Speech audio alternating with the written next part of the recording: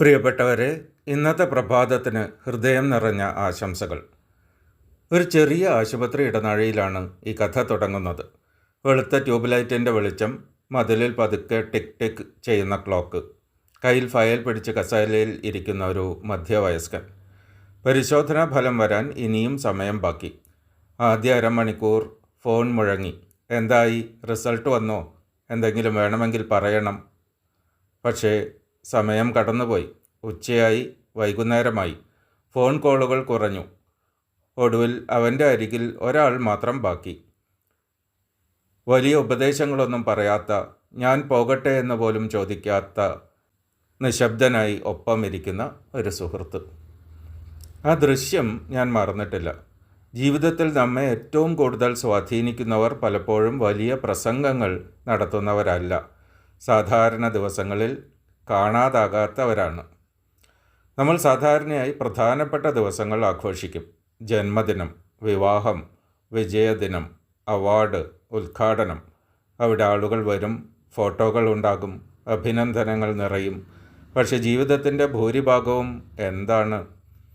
തിങ്കളാഴ്ച രാവിലെയുള്ള തിരക്ക്, ബസ് നഷ്ടമായ ദിവസം, കുട്ടിയുടെ ഹോംവർക്ക് നോക്കുന്ന രാത്രി, ശമ്പളം വരാൻ ബാക്കിയുള്ള ആഴ്ച, മഴ പെയ്യുന്ന സാധാരണ വൈകുന്നേരം, പ്രത്യേകിച്ച് ഒന്നും സംഭവിക്കാത്ത ഒരു ദിവസം.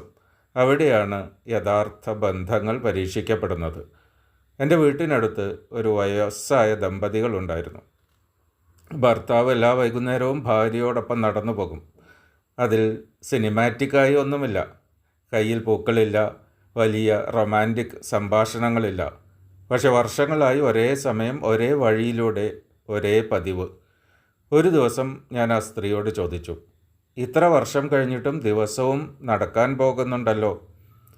അവർ ചിരിച്ചുകൊണ്ട് പറഞ്ഞു, വലിയ കാര്യങ്ങൾ കൊണ്ടല്ല ബന്ധം നിലനിൽക്കുന്നത്, ദിവസവും ഒപ്പം നടക്കുന്നത് കൊണ്ടാണ്.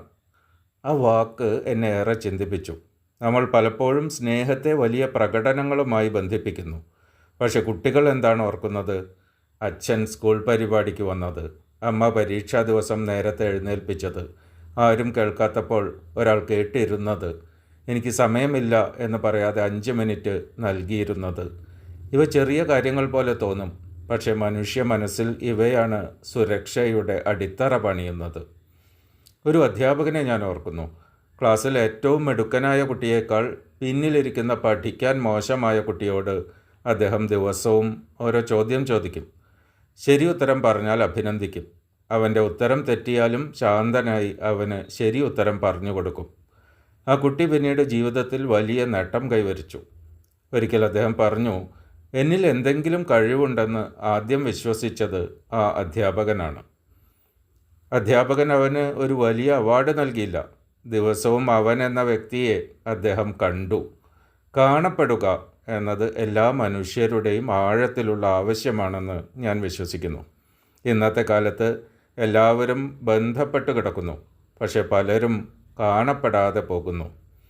എപ്പോൾ വേണമെങ്കിലും എന്നെ വിളിക്കാം എന്ന് മറ്റൊരാളോട് പറയുന്നത് എളുപ്പമാണ്. ഒരു സാധാരണ ദിവസം എങ്ങനെയുണ്ട് എന്ന് മറ്റൊരാളോട് ചോദിക്കാൻ നമുക്ക് പലപ്പോഴും കഴിയാറില്ല. സോഷ്യൽ മീഡിയയിൽ വിജയ പോസ്റ്റിൽ 100 ലൈക്കുകൾ കിട്ടും. പക്ഷെ ആരെങ്കിലും നിശബ്ദമായി പോരാടുന്ന ദിവസങ്ങളിൽ ഒരു സന്ദേശം പോലും കിട്ടാതിരിക്കാം. അതാണ് ഈ വിഷയത്തിൻ്റെ ഹൃദയം. ഷോയിങ് അപ്പ് എന്നത് എത്തിച്ചേരുക മാത്രമല്ല, സ്ഥിരമായ സാന്നിധ്യമാകുക എന്നതാണ്. ക്രിക്കറ്റിൽ നാം സെഞ്ചുറി ആഘോഷിക്കും. പക്ഷേ ഒരു കളിക്കാരൻ്റെ കരിയർ പണിയുന്നത് എന്താണ്? ദിവസവും നെറ്റ്സിലെത്തുന്നത്, മഴയുള്ള ദിവസത്തിലും പരിശീലനം, കാണികളില്ലാത്ത മത്സരത്തിലും മുഴുവൻ ശ്രമം. വിജയം പലപ്പോഴും സ്പോട്ട്ലൈറ്റിൽ കാണപ്പെടും, പക്ഷെ അതിൻ്റെ അടിത്തറ സാധാരണ ദിവസങ്ങളിലാണ് പണിയപ്പെടുന്നത്. ഇത് ജോലിയിലും ശരിയാണ്. ഒരു ഓഫീസിൽ 2 ആളുകളുണ്ടെന്ന് കരുതൂ. ഒരാൾ ഇടയ്ക്കിടെ അസാധാരണ പ്രകടനം കാഴ്ചവെക്കും. മറ്റൊരാൾ ദിവസവും സമയത്ത് എത്തും, ഉത്തരവാദിത്വം പൂർത്തിയാക്കും, പ്രശ്നം വന്നാൽ മറയില്ല. ദീർഘകാലത്ത് ആരിലാണ് സ്ഥാപനത്തിന് കൂടുതൽ വിശ്വാസം വരിക? മിക്കപ്പോഴും രണ്ടാമത്തെ ആളിൽ. കാരണം സ്ഥിരത ഒരു നിശബ്ദ ശക്തിയാണ്. നമ്മൾ കുട്ടിക്കാലത്ത് മഴക്കാലത്ത് സ്കൂളിലേക്ക് പോകാൻ മടി കാണിച്ചിരുന്ന ദിവസങ്ങൾ ഓർക്കുന്നുണ്ടോ? ചില ദിവസങ്ങളിൽ പോകാതിരുന്നാലും ലോകം മാറില്ലെന്ന് തോന്നും. പക്ഷേ വർഷാവസാനത്ത് നോക്കുമ്പോൾ പഠനത്തെ രൂപപ്പെടുത്തിയത് പോകണോ വേണ്ടയോ എന്ന് തോന്നിയ ദിവസങ്ങളിലും പോകാൻ സ്വയം എടുത്ത തീരുമാനമാണ് എന്ന് മനസ്സിലാക്കും. ജീവിതത്തിലെ വലിയ മാറ്റങ്ങൾ പലപ്പോഴും ഒരു വലിയ തീരുമാനത്തിൽ നിന്നല്ല വരുന്നത്, ചെറിയ സ്ഥിരമായ സാന്നിധ്യങ്ങളിൽ നിന്നാണ് വരുന്നത്. ഒരു സുഹൃത്ത് ദിവസവും അമ്മയെ വിളിക്കുന്നു, 2 മിനിറ്റ് മാത്രം. ഒരു ഭർത്താവ് വീട്ടിലെത്തിയാൽ ഫോൺ മാറ്റിവെച്ച് കുട്ടിയുടെ ദിവസം കേൾക്കുന്നു. ഒരു ജീവനക്കാരൻ ആരും നോക്കാത്തപ്പോഴും ജോലി ശരിയായി ചെയ്യുന്നു. ഒരു വിദ്യാർത്ഥി പ്രചോദനമില്ലാത്ത ദിവസങ്ങളിലും പുസ്തകം തുറക്കുന്നു. ഇവ നാടകീയമല്ല, പക്ഷേ ഇവയാണ് ഭാവി നിർമ്മിക്കുന്നത്. എനിക്ക് ഏറ്റവും ഇഷ്ടപ്പെട്ട ഒരു തിരിച്ചറിവ് പറയാം. ജീവിതത്തിൽ പലരും നമ്മുടെ വിജയ ദിവസങ്ങളിലെത്തും. പക്ഷേ നമ്മൾ ക്ഷീണിച്ചിരിക്കുന്ന, ആശയക്കുഴപ്പത്തിലായിരിക്കുന്ന, ഒരു പ്രത്യേകതയുമില്ലാത്ത ദിവസങ്ങളിൽ വാതിലിൽ തട്ടുന്ന ആളുകൾ വളരെ കുറവായിരിക്കും. അവരാണ് പലപ്പോഴും നമ്മുടെ ജീവിതത്തിൻ്റെ യഥാർത്ഥ സമ്പത്ത്. ഇന്ന് രാവിലെ ഞാൻ നിങ്ങളോട് വലിയ കാര്യങ്ങൾ ചെയ്യൂ എന്ന് പറയാൻ വന്നതല്ല. പകരം ഒരു ചെറിയ ചോദ്യം മാത്രം വിട്ടുപോകാം. നിങ്ങളുടെ ജീവിതത്തിൽ ആരെങ്കിലും ഉണ്ടോ, നിങ്ങൾ വലിയ നേട്ടം കൈവരിക്കാത്ത ദിവസങ്ങളിലും നിങ്ങളെ അന്വേഷിക്കുന്ന അങ്ങനെ ഒരാളുണ്ടെങ്കിൽ അത് ഒരു ഭാഗ്യമാണ്. ഇല്ലെങ്കിൽ ഒരുപക്ഷെ നമ്മൾ തന്നെ അങ്ങനെ ഒരു വ്യക്തിയാവാം. കാരണം ലോകം പലപ്പോഴും അസാധാരണ നിമിഷങ്ങളെ ആഘോഷിക്കും. എന്നാൽ മനുഷ്യ ഹൃദയം ജീവിതം മുഴുവൻ ഓർക്കുന്നത് മറ്റൊന്നാണ്. എല്ലാം സാധാരണമായിരുന്ന ദിവസങ്ങളിലും ഒരാൾ എൻ്റെ കൂടെ ഉണ്ടായിരുന്നു. അതുതന്നെയാണ് സാധാരണ ദിവസങ്ങളിൽ ഒപ്പമുണ്ടാകുവാനുള്ള യഥാർത്ഥ ശക്തി. നന്ദി. നിങ്ങളുടെ ഇന്നത്തെ ദിവസം വലിയ സംഭവങ്ങളാലല്ല, ചെറിയ സാന്നിധ്യങ്ങളാൽ അർത്ഥവത്താകട്ടെ.